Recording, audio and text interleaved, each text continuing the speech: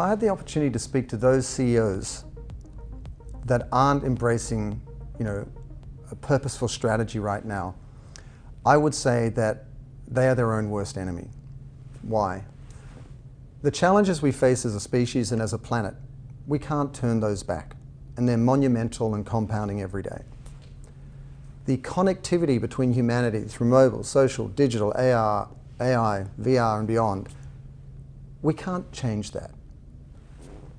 The expectations of younger demographics like millennials and Gen Z, we can't change that. Any one of those are seismic in terms of their impact on the way that we need to behave as business leaders. That together, it's a quantum shift in the way we need to think about the role of business in society. And so what I would say to CEOs who aren't embracing this challenge of being more purposeful on a personal and company level is you are inviting irrelevance.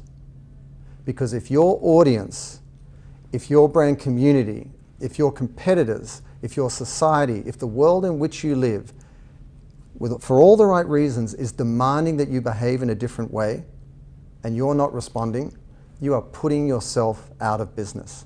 And it might have been 5 years ago that we had to point to the data alone, or the usual suspects and say, look at what they're doing. Isn't it great? You should do what they're doing.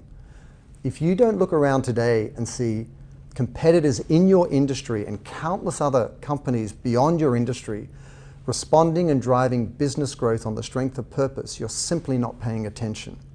And as much as it's a responsibility, it is an incredible opportunity to play a far more meaningful role. And I think at the end of the day, as we all sit privately with ourselves and reflect on what we do, I would suspect that every company leader wants to show up in a way where they feel seen as a human being, where the things they care about manifest themselves in their daily work. And as a leader, they're at the front of something that is truly positive to those people's lives, the people who show up every day and invest their sweat equity in that company.